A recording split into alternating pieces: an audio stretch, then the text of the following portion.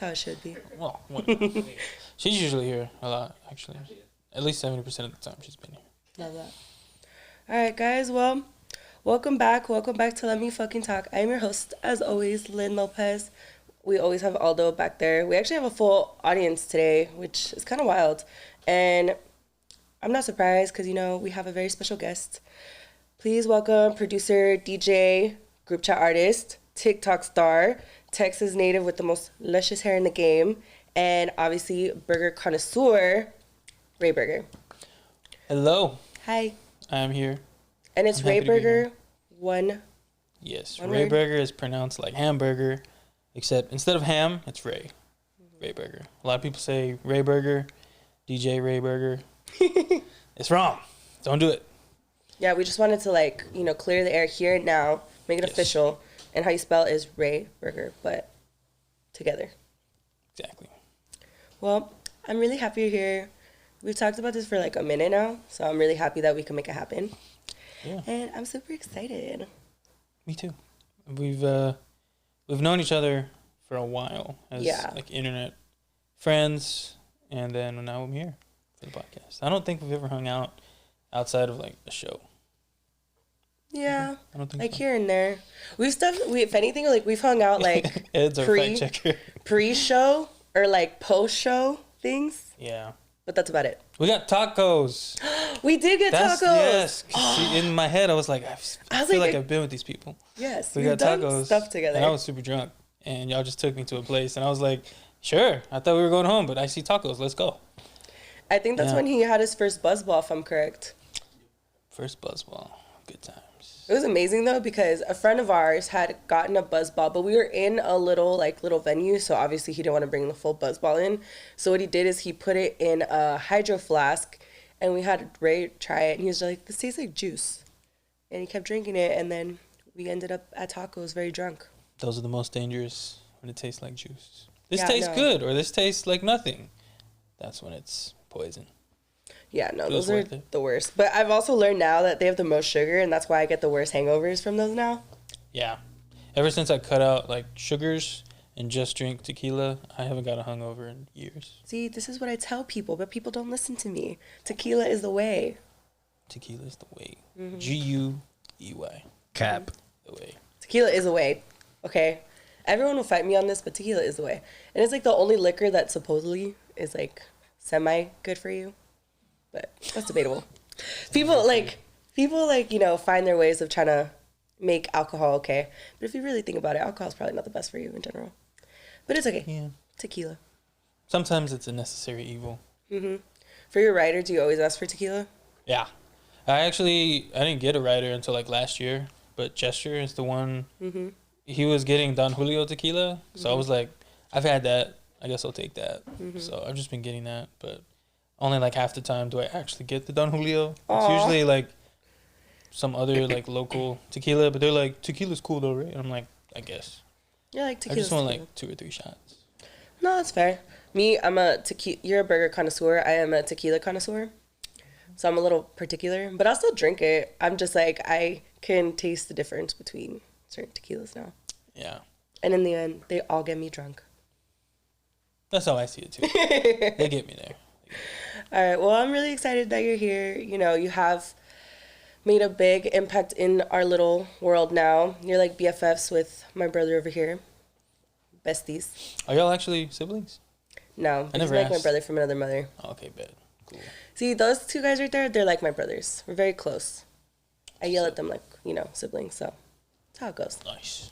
But yeah, I'm really happy that you're here. And it's crazy how we met, and I've had this discussion many times on this podcast that it's funny how when you grow up and you watch these like after school specials, they're like, don't make friends with people on the internet. And I've done the complete opposite of that. I've gotten into cars with strangers. I've made friends with the internet. Yeah. And it's all kind of worked out for me. So maybe those after school specials aren't that necessary. I think it kind of depends.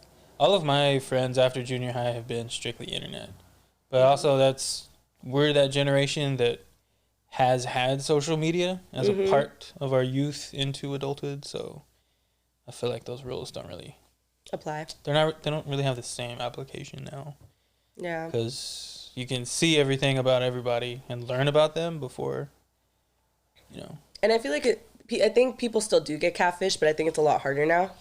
Yeah, it's hard to do anything now. I mean, it was pretty easy to commit crime in the 90s, and now it's a lot harder.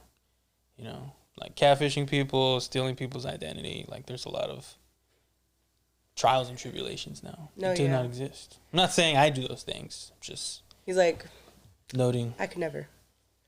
But yeah, we ended up connecting through Gesture, which will come up a lot in here in group chat, and because it was during like the pandemic when he had his Discord pop in, and obviously I was up and in there talking to everybody because at the time I didn't have a job. I was one of those people that got laid off or like furloughed or whatever.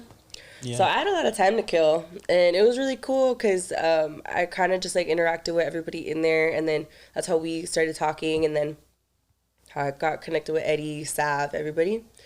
And it's really cool seeing how you really delved into group chat as a whole, and they kind of took you in, and now you're like prospering, and it's fun to see. Yeah. I remember the pandemic Discord group chat days. Group chat was like the only Gesture's Discord was like the only Discord that was like popping always. Yeah, because I feel like that first like 2 months was just like super awesome. Because prior to that, like I've been producing like a lot of people for like many years, but before like Twitch and Discord, like I wasn't really having a lot of success. But you know, that Discord helped a lot of people. Yeah, it definitely helped me get through that. Because I was super bored at home. I was just watching all the streams just like everybody else, just trying to like talk to new people. And me, I'm a very social person, so like staying home at the time was a lot. I was just like, what the fuck am I supposed to do at home? Just bored, twiddling my thumbs. So it was really cool seeing how everyone kind of just connected in that way.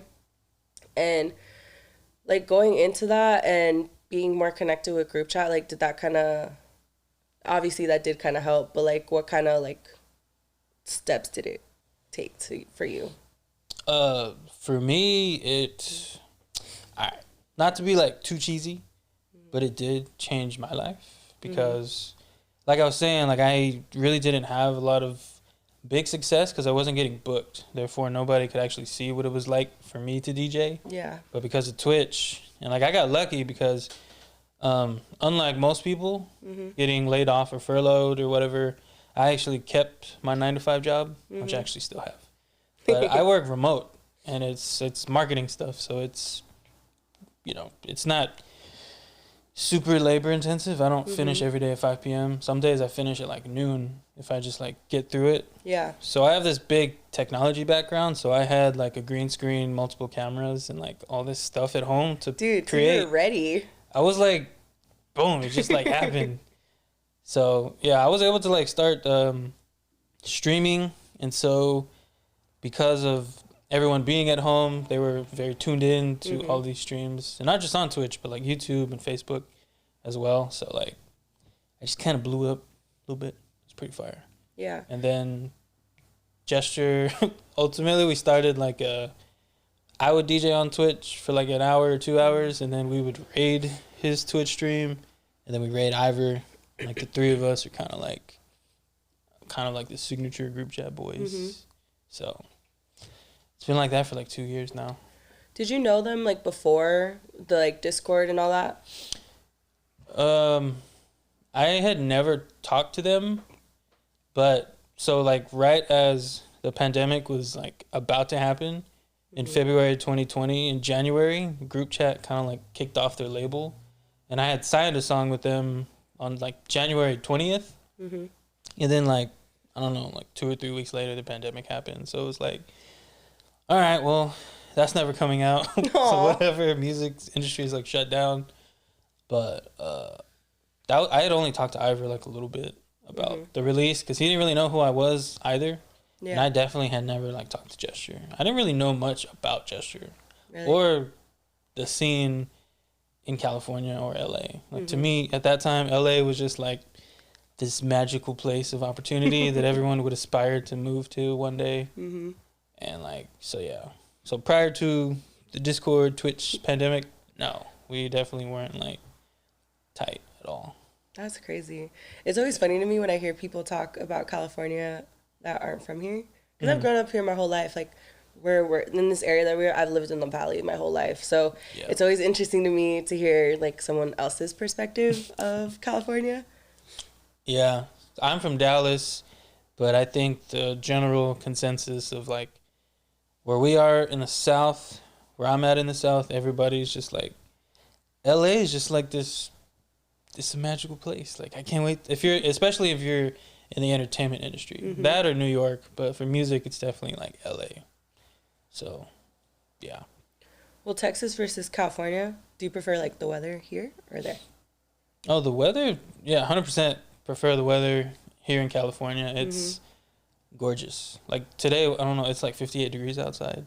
Like the first time I visited here, they were like, "Oh, we're going to have a heat wave." And it was like going to be 70 degrees. So I was like, that is not a heat wave. That's I don't know about amazing. 70 degrees. A heat wave for us is like 90s, 100s. Once it gets over that, I'm like, nah. But when I did get here, I felt like a gust of wind, and I was like, it's cold. Like, it's not hot. It feels great. In Texas, everything's just so humid. 70 is actually like 85. Oh, no, I 90 is like that. 105 because it's just so humid. So See, when it gets humid here, I don't know how to act. I can't. I hate the humidity. And a lot of people, they don't have ACs and units sometimes. Really? That's what I was told. I don't know. Maybe they're lying. Oh, I have an AC. I'm lucky. I've been blessed to have that. But for sure. Again, Texas versus California. Mexican food better here or there? I think Texas is better. Mexican food. I've heard that. And I have to, when I went, I've only been to Texas once, but I don't think I had Mexican food, so I've been to, so all of California, I've been to California a number of times. I'd probably say at least 12 times. And I've been to Texas a lot because I live there. I've had Mexican food at both, and I'm pretty sure I could say Mexican food is better. Yeah. But also there's different parts of Mexico. So, what do you call it? California does border Mexico, like Tijuana. And then where I live, we border like that part of Mexico. I like that part of Mexico's food. So that's my preference. Okay. But I think tacos is like the Mexican food that a lot of people think of, but I like a lot of deeper dishes. Like my fiance Ruby, her grandmother is from Veracruz, Mexico. Oh, cool. Which is by the ocean apparently, so they eat a lot of seafood. And she still cooks a lot of that food here in Dallas, and it's like that shit slaps. Like she makes camarones with like all kinds of spices, and it's like I will probably never have that in California or Texas without her. Yeah, that's fair. Yeah, because like my family, they're from Oaxaca, but we have a pretty good community out here, so you can get pretty good like Oaxacan food and like hole in the wall places. So I think you do have a point where it's just like it depends on like the region of Mexican food. I need a better tour guide for LA to take me to more authentic Mexican. We all look at Eddie. So let's go after this. Just on an adventure. But yeah, music scene wise, California or Texas? So for those that aren't familiar with the music scene in Texas, Texas is a big place. But where I live, it's like Central Texas, North Texas. It's like Dallas, Austin, Houston, San Antonio, that general realm. That's all like here in Texas. And then you have like El Paso way over here, which is like closer to California than Dallas. So we don't really count El Paso as part of the music scene because they're 9 hours away just from Dallas. So like, but where I'm at, it's big on dubstep, house music, techno, and I think like trance and hardstyle, those types of genres. And like, I don't DJ a lot of those. Yeah. I don't DJ a lot of those styles of music or produce them. I make a lot of like Latin stuff with like club music influence. And that hasn't really like popped off in Texas the way that it has popped off in California, especially in LA. Like most of the people that have inspired me musically are people from LA. Like Good Times Ahead, Valentino Khan, Dioro. They're all from this area or moved here. So fun fact about Valentino, he's actually from this area, like the Valley. He's actually from, yeah. I found that out because I went to, so there's a college out here, CSUN, and every year they throw like a big party and they'll like invite like DJs and stuff. The year that I went, I didn't go to CSUN, but I had friends that went to CSUN.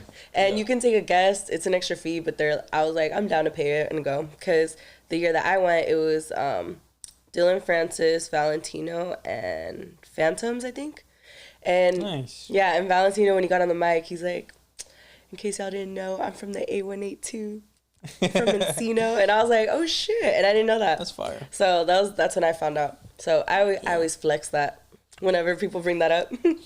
Like, just like where he's from. I would too. If I had anybody from my hood that was like kind of in my scene that I was a big fan of, I would do the same. Another flex I have that's like unrelated from EDM is that. Are we having a flex battle? Yeah. Because I could keep mine's going. not that big, so like I just got this, okay? But McLovin went to my high school. No way. Yeah. They have a picture of him in their drama class. I am McLovin. Dude, I fucking love that movie. But That's hilarious. yeah, but for McLovin. Texas and California, your fans wise, do you have more of a fan base out here or Texas? Here. Yeah, my fan base is like all right here, LA, pretty much. I have like most of my fans here. In Texas, it's like, it's real scattered. Because like I was saying, like the style of music that I make, like I don't even know how to classify it. And so a lot of other people, they also don't get it. Like I've had clubs book me and they're like, you know, upcoming reggaeton DJ, RayBurger. I'm like, I've never made a reggaeton song in my life. And some people are like, bass house extraordinaire RayBurger, bringing the Latin flavor. I'm like, I guess, but I don't know how to classify it. So LA is the only place that like already has people doing very similar things. Like I said, like Dioro is probably like the person that's like the biggest innovator of like Latin EDM, if you will. Oh yeah. And so he's huge here in Texas, but in Texas, like a lot of his audience is also from like his Chris Brown collabs, like 5 hours and like his big room days, you know, just like those classics. So I don't have like too many fans in Texas, but they're all here. So yeah, to answer the question, most of my fans are here in LA. I feel like everyone's gonna expect me to answer this or ask this question, but I think we kind of already know the answer. That In-N-Out trumps Whataburger, so I ain't even gonna go there. But I will say, have you? Go there. Yeah, because we already know In-N-Out is, you know, top tier. But I will ask, have you had Shake Shack yet? Shake Shack? I have had Shake Shack. I had it. I think I had it in California somewhere. Yeah, because they've built Shake Shacks out here, but there's a big like beef with Shake Shack and In-N-Out too, besides Whataburger and In-N-Out. So which one do you prefer? I'll ask you that. Shake Shack or In-N-Out? In-N-Out, for sure. In-N-Out, please Hear sponsor that, me. guys? Burger Connoisseur. In-N-Out wins. How about Five Guys? Hold on, bro. I'm getting situated here to answer this question. All right. So yeah, In-N-Out over Shake Shack. Agreed. 100%. We just had some In-N-Out. It slapped. Thank you again. Yeah, no problem. Five Guys, I've had Five Guys once, and it was a great experience. I loved the amount of grease. I feel like they just, you know, they wrap the burger in like the plastic or whatever before they put it in the bag, and then they just get a little spoonful of like grease, and they're just like, put it on there. I really like that. I fucks with it. But I got a really bad stomach ache when I was working, actually, because we were doing something, so we just like took a pit stop and got like Five Guys. And I was like, oh, you know that guy on, I think it was Vine at the time? He was like, damn. Oh, I remember it. So we were like, well, I want to go to there. There's Five Guys. And they just put one there. So, but it made my stomach hurt, and it's also kind of pricey. Yeah, see, that's my beef also with like Shake Shack and Five Guys, that it's like not bad. It's a good burger, but also like it's one of those places where you're gonna end up paying like $20 for like a full meal. Exactly. If it's fast food, which in my opinion, aforementioned has been fast food, I don't want to play like Chili's prices or like restaurant prices. Yeah, bro. Because then I would just go there, sit down, be served, you know? So, yeah. You're like, this is supposed to be on the go. But In-N-Out is just like, it's consistent. It's always the same.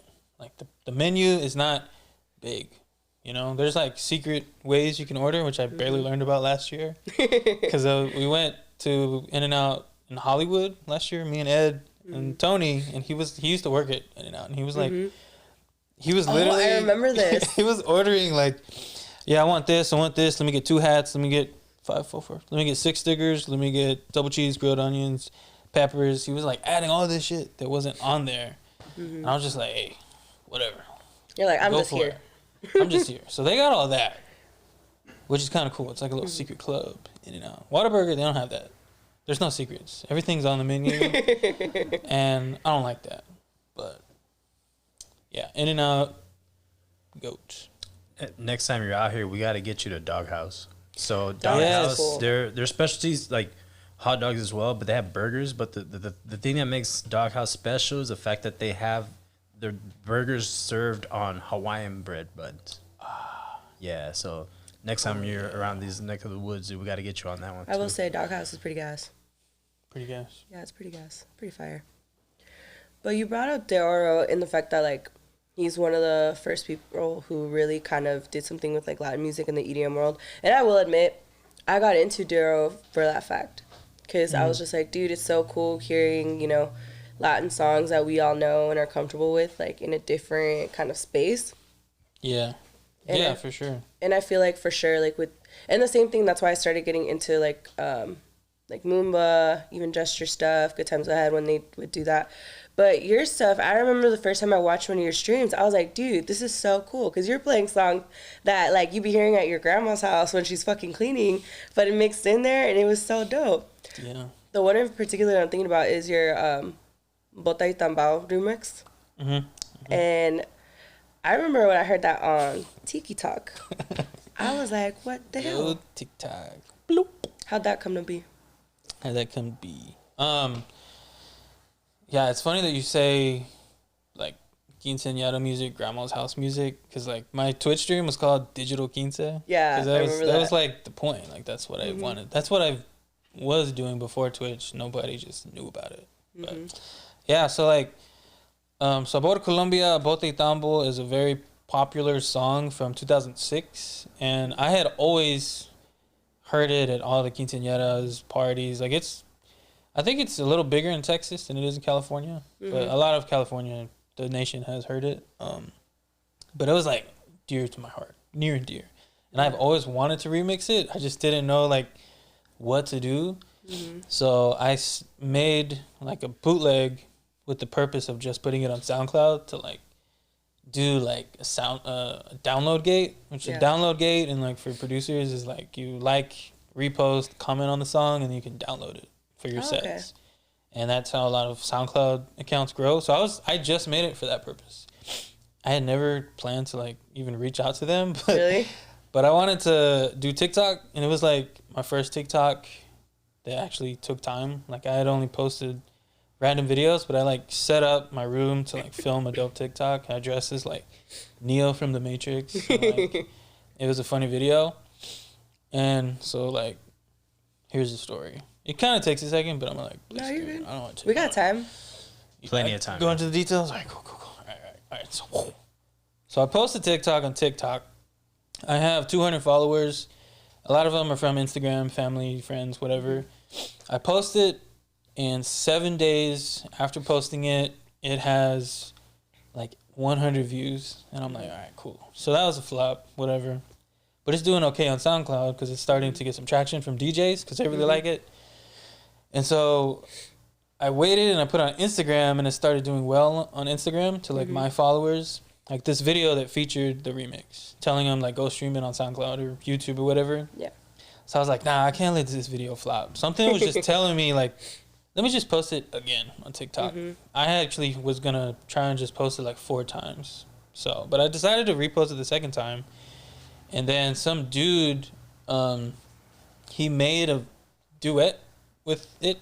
I didn't even know what that was at the time. I was like, what the fuck's a duet? It said, SoundCloud or username has created a duet with you. And I was like, what does that mean? Is that like I gotta go do something right now? You thought it was gonna be like a karaoke moment. Yeah, I thought he was. In my eyes, I was like, oh, is he going live with my song? And he's like asking me to do it. I don't get it.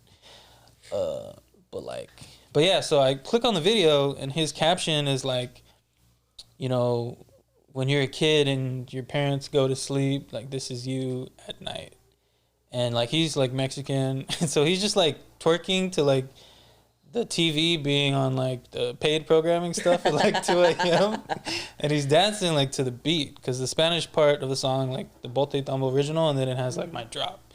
And like his video got like 200,000 views like really quick, like in like 2 days. And a bunch of people were commenting and they were like, what is this song? What is this song? What is this song? And then I was still, luckily, the original sound. So like then people were going to my account and being like, yo, this slaps. Like, this is awesome. And so they were getting a lot of views. So I got like, I don't know, 40K or 50K. And then this dude, very popular account on TikTok, his name's Rico B&M, I think. Oh, I know who that is. Yeah, he's a very popular TikToker. Mm-hmm.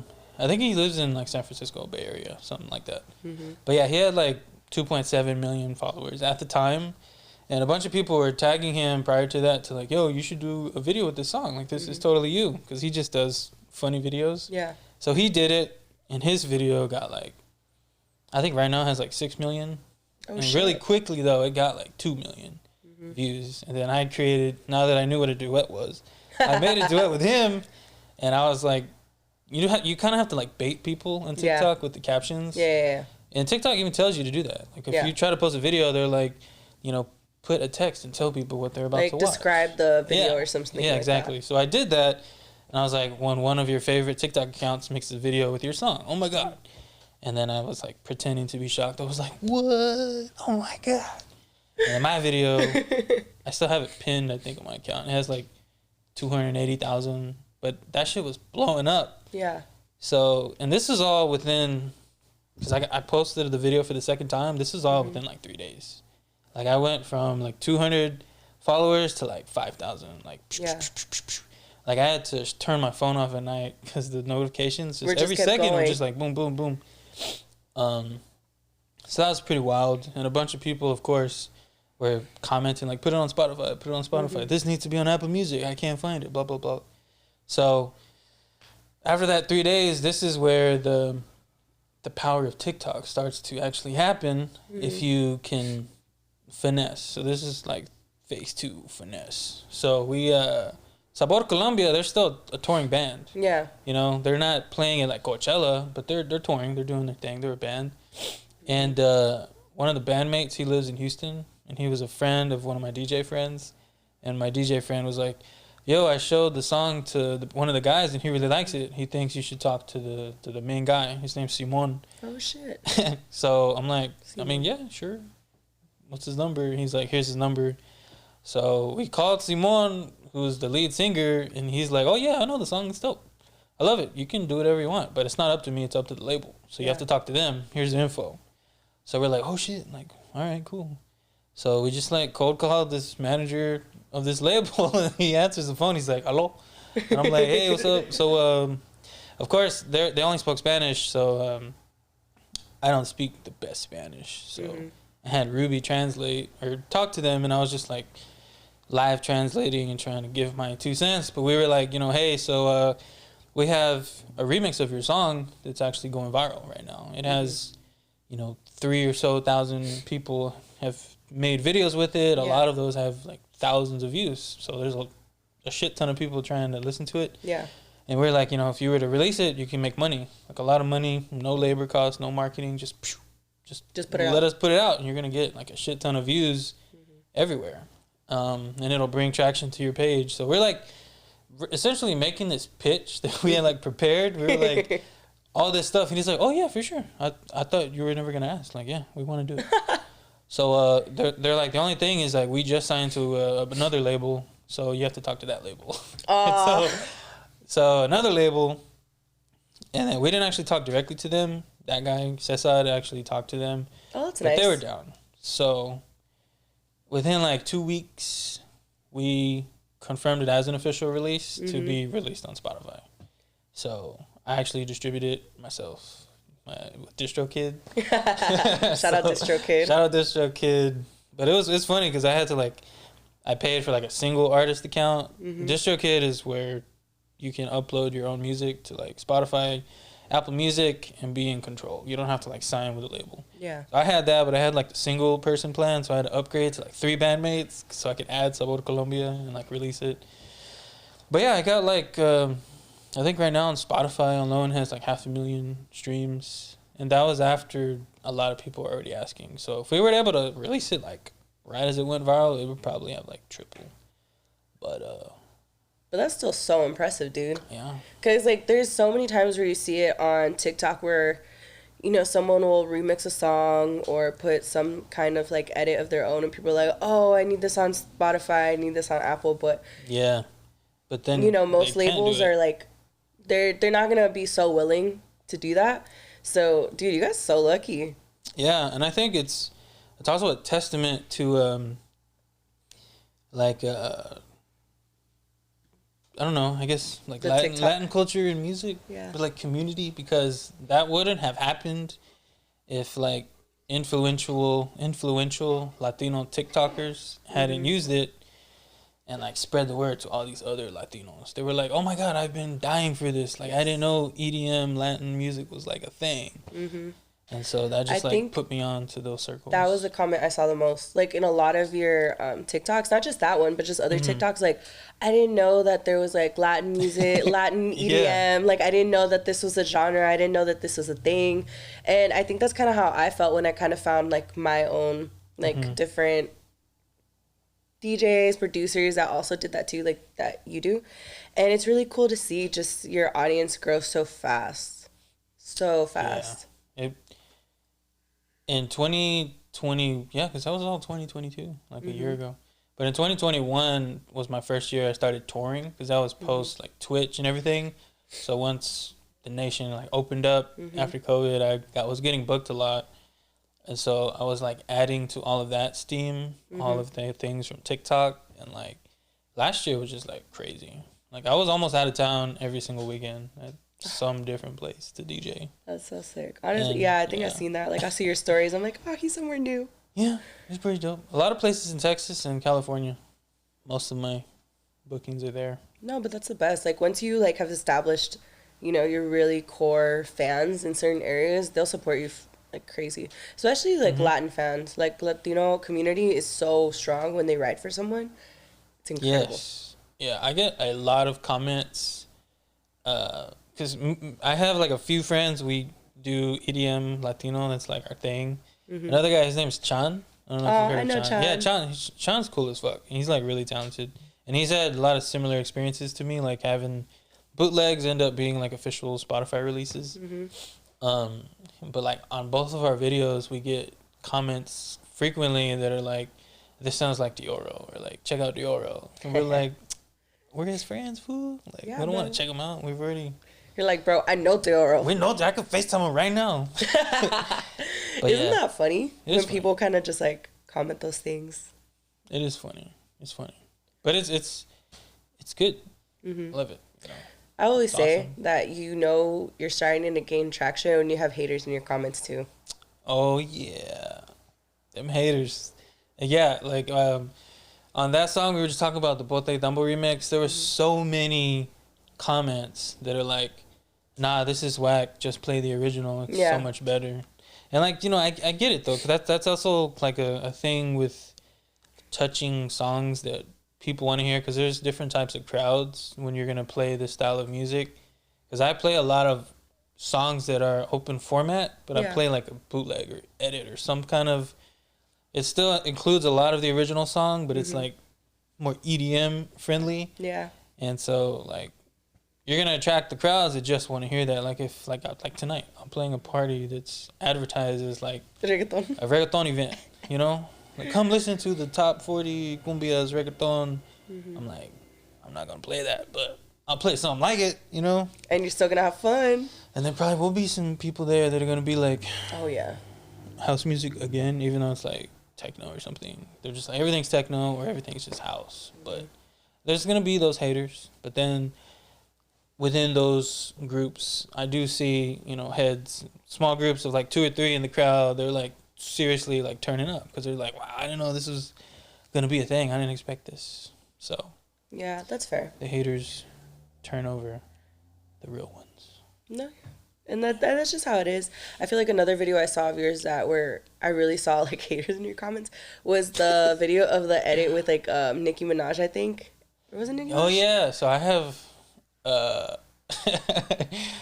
Nicki Minaj's song Starships. It's at one point in the song she's like da, da, da, da, da, let's do it one more time. And so like I chopped that because I probably would not be able to make this transition live, so I made like a Stitch bootleg edit. I was just calling it an edit, but with Daft Punk one more time. And I had been playing that for most of the year, but Jonathan, who's like here, he filmed it and captured that particular moment, and people just like losing their shit to it. But he also filmed me and my hands, so you could see exactly what they're doing. And thankfully, I did not pretend to do anything because that would have made it way worse. I think it would have been worse, yeah. But I'm not that dumb.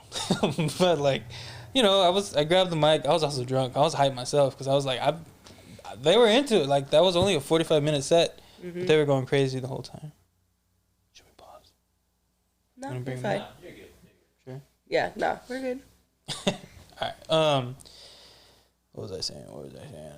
No, the edit. Oh yeah. So it was only a 45-minute set, but the crowd it was like a great crowd. It was also like the first 360 set at Academy, so it was just like the perfect setup for like a viral moment. And like everybody was really lit to it, but because I just essentially played a song, all the DJs in the comments were like, "This is not an edit. This is a pre-made transition. This is not real DJing. Like this is crap." Yada. Yeah, and initially when it wasn't like a viral video like it is right now, I was like upset. I would like try to defend myself in the comments, but now it still happens, and I'm like, okay, well, I still have 800,000 views on the video, so, and I've got like 6,000 Instagram followers, so. What I always say with those haters comments, it's like, at the end of the day, you're giving me another view. Exactly. Adding to the algorithm. Just keep pushing it, bro. Just keep commenting. Yeah. Leave 2 or 3 hater comments if you're going to hate, Bro, leave multiple. Make it stand out. Make it all. But yeah, they're there. But like I was saying, like with every one hater, you're going to have like 4 or 5 fans who probably didn't expect to like it, but because I still got a lot of positive comments. No, yeah, I saw a ton. Yeah, it's awesome. But I respond to the negative comments. I'm like, damn, for real? like, aw, you caught me. They're like, this shit is whack. I'm like, thanks, dude. And I put the little, praying hands emoji. I feel like that pisses haters off more too, is when you just like, you give into it. When you go with the joke, it's like, you don't give them any grounds. Like you take their, the rug from under their feet. So before, like you, obviously before you even got into group chat and all that stuff, I know that you've been really cool with Spider Tech. Yep, Spider Tech. I miss Spider Tech. I miss him too. We should talk. We should catch up. I have only met Spider Tech like twice. Really? But we've known each other since like 2015. Dude, the way he talks about you is the most wholesome thing I've ever seen. So I'm going to tell you a little story about the first time I met Spider Tech, because it tripped me out. Because I met him when Fight Free had a show in Vegas, and they had invited him back to like the hotel we were staying at, whatever. And Locke introduced me to him, and I was just like, oh yeah, hi, I'm Lynn. And he's just like, oh, I know who you are. And I was like, what? Because mind you, at this time I was a big fan of Spider Tech. I've loved his music, and I thought he was really cool. I was even nervous to meet him, so I was so caught off guard. I was like, what do you mean you know me? He's like, yeah, I see you on Twitter all the time. And I was like, I don't know if that's like better or more embarrassing, because I'd be tweeting out of my ass sometimes. And you're an influencer, in case you didn't know. I don't know about all that. I don't know about all that, but he told me that the main reason that he also saw me a lot on Twitter is because like I would tweet at you, and like I would be like pushing your stuff or retweeting your stuff at that time, because at that time that's when you and I were becoming like more cool and all that. Because I think I met him probably a month before I actually met you, like in person, or a month or two.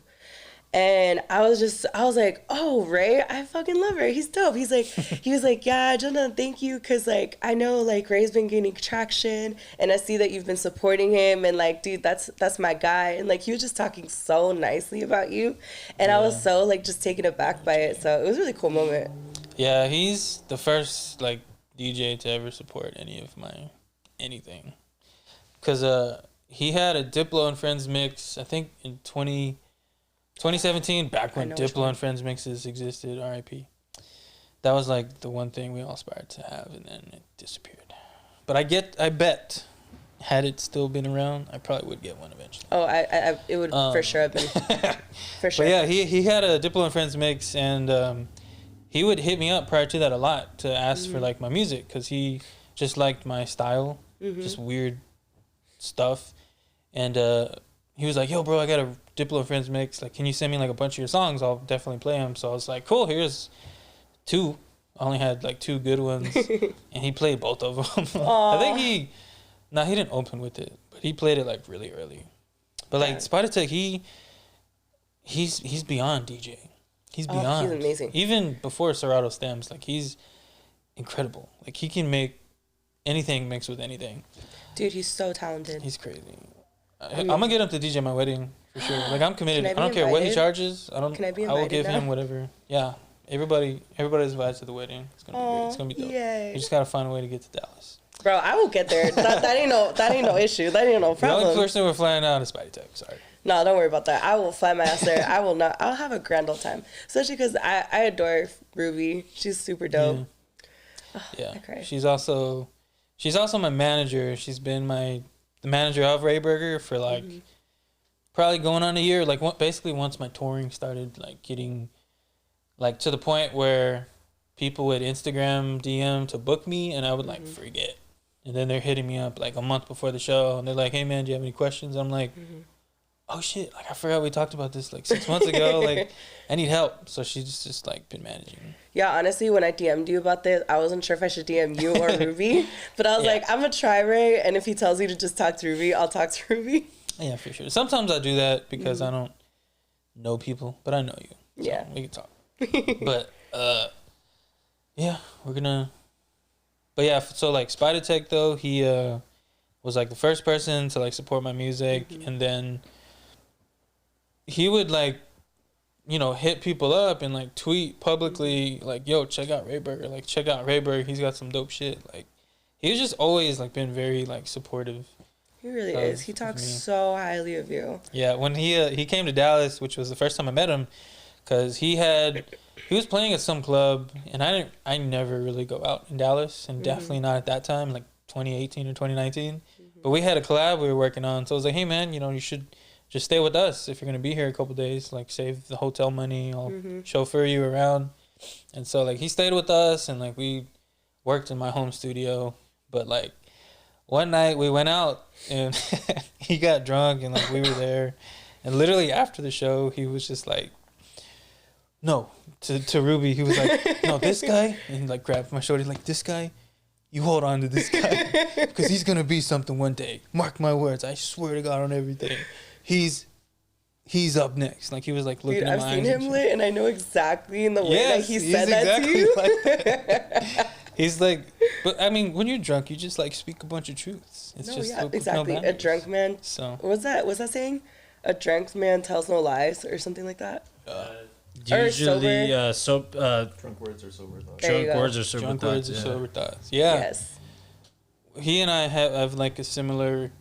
I think we have a similar personality, because we're both introverts, but when we're drunk, we're very extroverted. No, it's very true. I've seen it, and he's dope. He's like, I love that's true. And you guys have a song together on your EP, no? Yeah, we do. It's the collab I was just talking about. It took forever to like actually come out because we just both had like different style changes. But yeah, we have a song together. It's called "Please Drop That," and the pre-drop vocal that says "Can you please drop that?" is also Ruby. Aww. And I think she recorded it that day that Spider was there. So yeah, wholesome collab, track number 2. Unfortunately, it's the least popular song on that EP. I like it. But it's the most popular in my heart. As soon as I saw, I was like Spider Sick and Ray. I was like, oh, my heart, because I love both of you guys, so I was very excited. But being in this like EDM world, especially like being Latino, like what's that like for you? Allow me to demonstrate. Okay, so Latin in the EDM like this, very difficult, very hard. Nobody really pays attention. And then I put this on. I'm like, yo. And people are like, oh my God. Like, are you RayBurger? Oh my God, I've seen you on TikTok. Like, I know you from whatever. Like, I saw you with the group chat. And then just, it's total game changer. I'm serious. Like, Jonathan's over here, he's like laughing. But it's like, it's facts though. Nobody cared who I was until I put on the mask. You know, that's me. That's me though. But like I had been wearing Tejanos for like years before Twitch, because I was like, I want to. All of my music, like history and the style of music and stuff, everything we've been talking about, it all has like a very deep rooted experience of like me trying to find my culture. Because like I'm like no sabo kids. I'm one of those, unfortunately. But it's not my fault, you know what I'm saying? My parents, they don't speak Spanish because their parents, my late grandparents, purposely didn't teach them Spanish so that they could, like, at that time with 70s, 80s, like, get American jobs, not get a job because you speak Spanish. Yeah, right? They wanted to have their kids assimilate here. Yeah. And I've talked about that too, that growing up, especially like kind of our generation, even the generation before, it either went one way or the other. You either had parents who had you assimilate, so you lost kind of like touch with your culture, or they stay true to it because they're like, I don't want you to forget where you're from. Yeah, and I have friends on both sides of that spectrum. Like I have Ruby, my fiance. I don't have to keep saying my fiance. I'm saying it for the podcast, not for you. Just so you know, everybody know she's a real one. She couldn't be here because I'm trying to stack that bread. You know what I'm saying? But her first language is Spanish, and like both of her parents speak Spanish, but like my side, we're definitely like, I speak great English, by the way. Like I'm like really good at English.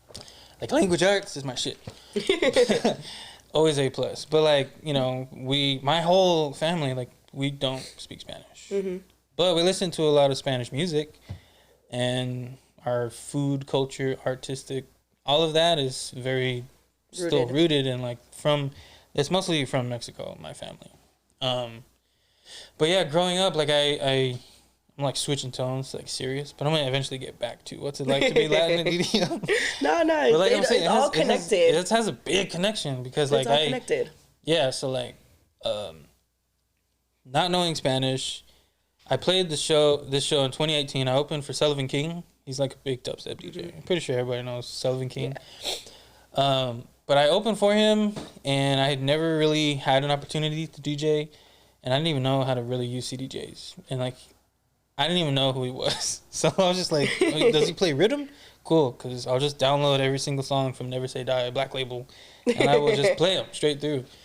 But I sprinkled in a couple of my tracks and like tracks from my friends, and I played, it's called Ratero Llegó el Pavo. It's like his remix to the song Llegó el Pavo. It's just like, Llegó el Pavo. And like, I mixed that in, and then I saw the crowd, which had a lot of like brown people there. And, you know, even though Sullivan King's like white, there's still a lot of Latinos because this is in Dallas. So I played the song, and like a bunch of people just like got super hyped. They're like, oh shit. Like beyond hyped. One guy like ran kind of through the crowd because it was packed. I was direct support, and he like moshed his way through, and he like stuck his hand out. It's like, yeah, bro, look yeah, and just all this like. I felt very happy in that moment. You felt connected to them. Yeah, so like that was early 2018, and I kind of like held on to that moment. And then we went to Peru for vacation, and like not Mexican culture, Peruvian culture, which is similar. Everybody speaks Spanish, but it's different. And it's something I hadn't experienced because I haven't even, prior to this year, I hadn't even immersed myself in anywhere in Mexico. But I saw all these just people, and everybody there is Latino. It was weird and different for me because I'd never been to a place that was like only Latino. It's always like American, which is melting pot of everybody. But there, it was like everybody just looked at us in a way that wasn't odd. Yeah. It was just like, yeah, Normal. so normal. Yeah, they just looked at us like normal. And I know it's weird to say because, like, you know, it is normal to see people here in America, but it's also like, even though I speak English or also like a lot of stuff that's American, I'm still brown, Latino, whatever. But there, I just felt like very like at ease, like very happy. You have this instant connection with someone that, even though, like, yeah, you're Peruvian, I'm Mexican, but we still have that, you know, culture. Like, we all have that kind of just similarity that it, at the end of the day, too, like you said, here, you're American, but you're brown. There, it's like, we're all Latino, we're all Hispanic. Yes, and basically, we were treated very, like, nice, and I felt very happy, very comfortable. I didn't want to leave. I didn't want to come back. But so the night we came back, I had a dream, like literally landed at night, went to sleep, had a dream. I woke up and I was like, I don't want to do music anymore because I'm essentially trying to be white. Like, I'm trying to make dubstep. I'm trying to make trap. I'm trying to wear black V-necks with gold chains, trying to have nice shoes. I'm trying to be like fake to who I am. Like, I want to wear colorful shirts. I want to wear a freaking cowboy hat. Like, but I want to be myself. And I was like, I'm not being myself in music, so I'm just going to quit. And then, like, so I quit for like 4 months because I was actually trying really hard because I got that Sullivan King gig. I got like another gig opening for Nightmare and Slander because they had a tour together. Yeah. Like, I was actually doing okay, the best I had done, but I was like lost, you know? You're I kind wasn't of just coasting. Yeah, I was just coasting, getting lucky as a local in Dallas, not RayBurger, the artist. So I quit music, and then I was like, kind of wanting to come back, but I didn't want to just like do the same thing. So I was like, maybe I'll be like the Cumbia Kings. Like, I can make like cumbia music, but on the computer, techno cumbia, because I can make all those sounds on my computer. And then I'll just maybe have drops, like Moombahton drops, like whatever. I don't think anybody's doing that. So I just started like doing that. And then I actually taught myself how to play like all Latin, especially cumbia music and like merengue. Like, I didn't know about all of those instruments. Like, I couldn't break it down. Yeah. It just all sounded like one big Spanish song, boom, Spanish. But there's so many instruments that go into it that I had never even like researched. Yeah. And so, like, in this quitting period, I, like, learned how it's made. Like, how to be a one-man band. But I wasn't trying to do EDM still. And then I put out, like, a couple, like, edits and remixes and stuff. And then started crafting, like, my ideal DJ set, which is, like, some Spanish music that I grew up with, some new stuff, and then, like, EDM. And just kind of mixing it all together. And that was kind of just like the moment for you. You were just like, okay, I think I know the direction that I want to go in, and I just want to just like be this version of myself and move forward with it. Yeah, and it all kind of like was kicked off when I played that song at the Sullivan King show. Because I was like, that moment that all these people had, I want to give people that moment, but maybe not just a remix, maybe like an original. But it's like, it has Latin music elements, and then it also has a fire-ass drop, both of which I make. And so that was like the mission. So I started doing that. And boom, here we are. I be doing that all the time. I have a lot in the works right now. So Speaking of, good times. what collabs do you have that you're very much looking forward to? I have a lot of collabs. A lot of collabs have started in just in the last week. Really? Mm-hmm. That's crazy. Collabs I'm excited about. Ruby was like, can you not just talk about these collabs? Because it's very like, you sound like a dick when you just name drop people. Sorry, Ruby. So. Well, I'm asking him. But she's asking me. I'm asking him. So I'm going to name drop everybody. Name drop him. But no, I'm excited because I'm collabing with Dioro. We got a fire ass track. It's dope. Funny story. Like, so also, I don't think I've ever asked anybody to collab, especially the ones I'm about to like say. Because I just never have. Like, Spider Tech asked me to collab, and I was like, sure, I love you, I'm down, let's do it. But like Dioro, he asked me to collab because we went to his hotel in Dallas when he had a show, and I went to visit because like he invited us through me and Los Totis. And I just like got there, and he was working on a track in Ableton, and he called the track Ray Oro, and like he was already creating a song without like asking me to do anything.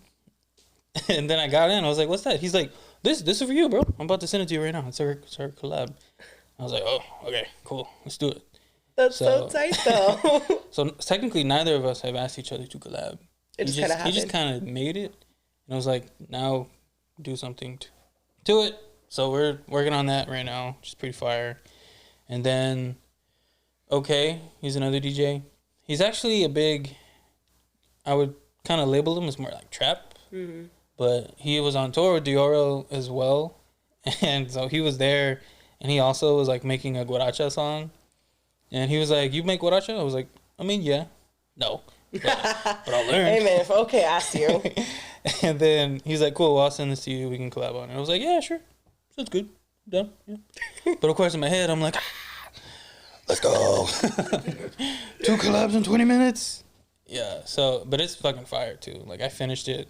I'm just waiting for him to, like, he's releasing a whole bunch of songs that were already signed and stuff, so we're just figuring it out, but I'm excited about that one. Sock Noel hit me up, like, last week, actually. He's like, "Hey, man, what's your number?" So, like, that's usually how it works. Anytime a famous DJ asks you for your number, it's because they want to, like, give you something, because that's happened, like, every time. And, like, he was just like, "Yeah, man, I got this song. I don't really know what to do with it, but I think you would be a good fit." So I was like, "Yeah, sure, I'll take a look at it." Of course, it fucking slaps. I don't know how I'm going to make it better, but yeah, I'm going to make it better. I'm going to try. So, like, I'm excited for that one. Me and Gesture are trying to figure out a collab. He's asked me like 3 times to collab. I feel like that's one that everyone's kind of been expecting. Yeah, like I don't know, I think we have, he definitely doesn't have as much of a Latin taste as I do. And I don't have as much of a, like, crazy hard dance bass thing. Like, he does, like, that style of his, like, what he has released, like, that's, like, his thing. Yeah. And, like, what I've done is, like, my thing. But it's kind of hard because nobody has, like, really, he sent me ideas, I've sent him ideas, and we haven't really, like, found the right fit yet. So, but we're trying. As people who are, like, trying to have a baby, we're trying to have our collab baby. We're in the trying process. But we're still, like, super cool, so. But I feel like collabs like that, too, it's like you don't want to force it. You don't want it to be, like, something where it's, like, you kind of just are trying to put something out just to put something out. Yeah, for sure. Exactly. But, yeah, those are probably some of the most crucial collabs. I'm leaving a bunch of people out, but I've, like, too many. Like, I'm working on a lot of different songs. And it's really hard for me to stay organized because I also have my job. Yeah, I feel like that's one thing that all producers have in common. Y'all all have, like, so many different projects that are just, like, not done, but they'll get done, and they're just all kind of there. And then there's, like, there's collabs that you're initially, like, yeah, I'm down to work on this song, and then your taste just, like, kind of change. Oh, yeah, for sure. sure. And it gets dated. Like, I have a big, like, giant sticky note thing on my wall, and I wrote down every collab so I don't forget. And I actually looked at it recently, and, like, half of them are just never gonna happen. Yeah. And then another 20% are just like, this person did me wrong, or like, I don't like this person anymore, or they're mean, they got canceled, or something. Like, we're not gonna work on it anymore. That's fair. So yeah. But as for, I don't think we even touched too much on your EP with group chat. Like, how was that? Like, when that finally came out, how exciting was that? My first EP came out last year, and I was working, like, pretty hard on it. 2 of the songs on there, I've been working on them for, like, over 2 years, trying to get it right. Because one is, like, bachata, a little bit of trap, and then, like, some, like, bass house Moomba situation. I don't even know how to classify it. It's just, like, a bunch of stuff that I think would sound cool. And then there's this one called Gequeres, which I think it was pretty popular for a while. Like the lyric, it starts off as like "Tengo hambre," Tengo sed. People are like, anytime I hear "Tengo hambre," I think of you. I think of this song, which is a compliment. But yeah, the EP came out. It was fire. I think so. I think it did pretty well. I started touring a lot, and people were like really excited to hear those particular songs because they were the most like Latin EDM sounding. So yeah, but it was first EP as well. Been wanting to release an EP since like 2012, so it only took 11 years. Hey, better late than never, though. Or 9 years, yeah. But yeah, better late than never. For that EP, though, can we expect any remixes? Because I've heard things. But... Oh, yeah. There's I'm trying to curate a remix EP of all of my group chat songs. And I remixed my own song, La Hamburguesa, into like a much more like modernized, polished version of what it is. Because that came out in 2020, but I made it in like late 2017, when I was figuring my life out, what I wanted to do. So it's not the best so song. Like, it's kind of dated. It's kind of just a weird, in my opinion, like the Latin parts, they don't make sense. Like, it's not accurate rhythms of like merengue, which is what it was supposed to replicate. So now it's like much more merengue. Like it fucking slaps. But there's also some other people remixes. Chan has a remix. Jay Slay, he's like a big heart style DJ here. Oh, yeah, I know. Yeah, I fuck with Jay Slay. He's cool. Yeah, dude, Jay Slay. There's this dude from Mexico, MD. He's the one I'm waiting on to like finish the EP. But he made like a dope ass techno. He's only like 22, but he makes like crazy music. But he's pretty popular, I would say, in like the Moomba kind of world. Wolf Logic, they have a dope remix. They're from here. A lot of people from here. And then there's like some other people. They were supposed to send me a remix or something. I just haven't heard back. So I might have to start closing the gap there. But there's always room for more. Hear that, Eddie? But yeah. Am I waiting on a remix from you? Should probably get that. I should get that going, man. Almost done. Just gotta finish the second drop, actually. All right, fire. Me. But I do have a question for you. Shoot. So you've mentioned all these collabs and everything, you know, all the good stuff that's been happening. It's gonna get a little serious real quick, just so I can be prepared. here. Put my serious But face on. there was a conversation we had like the first weekend we met, and it was when you were talking about you dealing with the Imposter syndrome. imposter syndrome. So Yeah. now, how have you dealt with kind of like accepting all of this in a sense? Like, I guess you could say accepting all of this. Yeah. Because you're a lot more comfortable now than you were back then, like when we first met. Yeah. Since we met like June 2021. Yeah. June, Yeah. and it's February 2023. So at that time, I was barely starting to travel to DJ, i.e. tour, and I was like, I don't feel like I deserve this. Like I don't feel like I should be touring. Like felt like an imposter.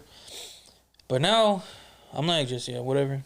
I worked hard. I've convinced myself like I deserve it. You know, like I think we were talking about it while recording. We were talking about it before. But maybe before we were recording, before. I was just talking about like I have a headline show tonight, first time headlining in LA, and like I feel like I should be nervous or like have some kind of anxiety, which I have usually had for my gigs, but I don't. Like I'm just like, yeah, I'm gonna do it.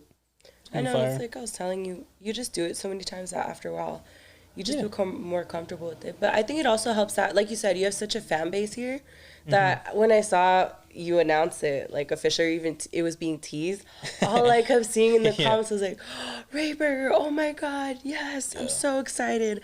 I forgot what I saw. Like someone was like gonna celebrate their anniversary or something. Yeah, there's a couple tonight. They're gonna celebrate their anniversary here. That's so exciting. The girl, she's on Twitter and she was like really excited. And I was like, DM me for the ticket link. Which is good for engagement on social media, by the way. To get people to comment or say, like perform a step in order to get the link rather than just posting the link and hope they click it. So food for thought, marketing. There you go. Yeah. Yeah, she was like, "This is perfect because I didn't know what we were gonna do for our anniversary, like at night at least." Bro, you gave him the plans. She's like, "We're gonna go for this." So I want to give him a shout out. So. RayBurger for the romance. RayBurger's for the romance. But speaking of shows, I think it's one that we have all been thinking about, very excited for, is the Palladium show, Valentino Con, in May, Cinco de Mayo. How did you react when you got that news? So this is interesting. So, like I was saying, Ruby is managing me. Mm-hmm. So we have a management email like set up specifically so that any communication can go to her, and I actually don't see those emails, which is on purpose. But most people, they'll like hit me up personally to like ask me to DJ or at least to inquire. Like, hey man, so we're thinking about booking you for like this one. What's your availability? In which I'm just like, yeah, let's send an email here and she'll like help discuss it. But basically nobody actually does it correctly, which is email management. And then this booking though, they actually did it correctly. It came from like Valentino's management. Mm-hmm. And it was an email to management that was like, hi there, we are interested in booking RayBurger. They used 2 words. Upset about that still. We're interested in booking RayBurger at the Hollywood Palladium opening for Valentino Con. Here's the date. And she was like holding out on me to surprise me, which I thought was really cool. She was like, hey Ray, sit down. I was like, oh my God, what? I got booked somewhere, right? Because she would, I just like, I feel it. She's like, guess who reached out to me today? And I was like, who? Valentino Con's management. I was like, oh shit, they want us to collab. Because mind you, like I've been talking to like Valentino for a while, socially, whatever. But he never talked to me about a show. Like I didn't even know that was on the horizon for. You didn't even know that was a possibility. Yeah, exactly. So like Ruby, she was like, sit down. Valentino Con's management reached out to me. They want to book you for a show. Guess where it is? I was like, Academy, probably. She was like, the Hollywood Palladium. I was like, what? Oh shit! I was just there with Gesture and like the gang. That shit was fire. I love the Palladium because we got to like explore. Well, I was backstage and all that. It was a pretty cool spot. Yeah. So, but yeah, I mean, getting the news was like super dope. Really excited. I immediately texted Jonathan. I was like, hey, what are you doing Cinco de Mayo? Like, I'm booking you now. He was like, that's like next year. I was like, fuck it, do it. It's like, just just in advance, Yeah. Just in case you're doing anything that day. Yeah, but I'm super stoked about it. It's me, Valentino Con, Nitty, formerly Nitty Gritty, who's the other guy, etc. Taki New Light. That guy. What she just said. I like him. He's cool. I have difficulty remembering his name. It's so funny because anytime anyone's brought up the lineup, everyone always fucks up his name. I feel so bad. Yeah, but like I hadn't heard of him. He's dope. But I, since then I've like followed him, checked him out. I'm like, oh yeah, cool. He's like a dope house producer. So, but yeah, I'm super stoked. It's gonna be dope. Everybody here should come. It's gonna be fire. I'm going. I'm like the main. Yeah, I'm pulling up. I'm the very first act, so that kind of sucks. But I think gonna be there like super early. Like it's gonna be like 5:00. Yeah, already in line. We're gonna wait at the doors. I want to come in on a bus and just like we all get off, watch my opening set. It's gonna be dope. That's the plan. We're gonna fill it up from the get go. Yeah, I could see that too. Cause like we've said, like you have a pretty good fan base out here, so I could see that happening. Yeah, and as soon as I was able. It all happened so fast. Like literally, they emailed inquiring about it, and then probably within 5 days, they had like the video trailer with my B-roll in it and the flyer announcements. It's like it kind of felt like they already had all of that prepped, and they were just like gonna confirm. It's just like, yeah, no, this guy, he's totally gonna say yes. Gonna like do he's. But why would he say no? Let me no? go ahead and just ask him to send the offer. But imagine they just put it out there, and they're like, oh, we forgot to ask him. Yeah, that would. I'd still be cool with that, low key.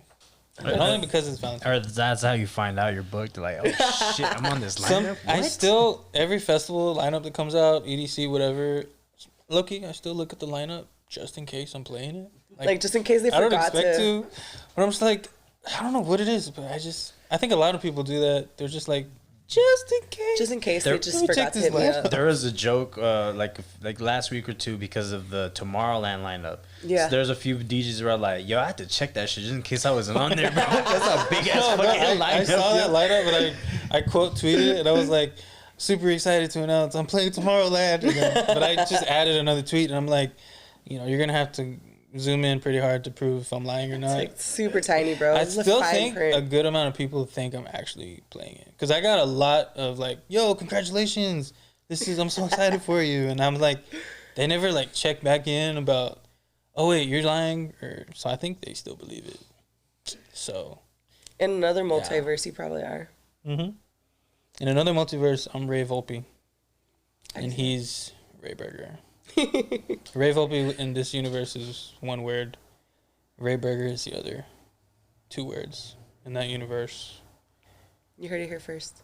You heard it first? Yeah, I've been next to him a couple times. Like in the Twitch days, there was this like Minecraft Twitch festival thing that I don't even know if it ever happened.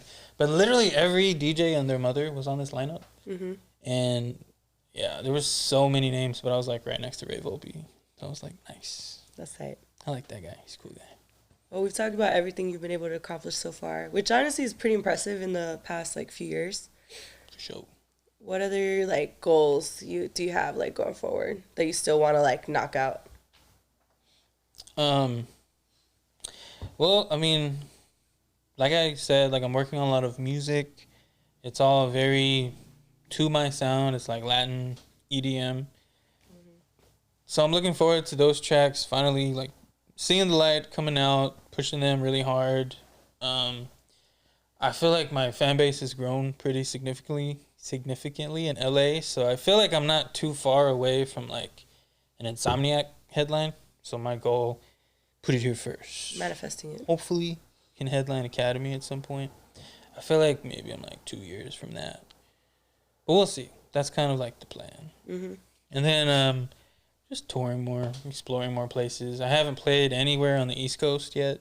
It's only West Coast or like Texas, New Mexico. Hey, yo, any of our friends on the East Coast, make it happen. East Coast. Hit your boy up. Or hit my management up. AKA, man. A.K. Ruby. My girl. She's the best. Yeah. Also sponsorships. In and out.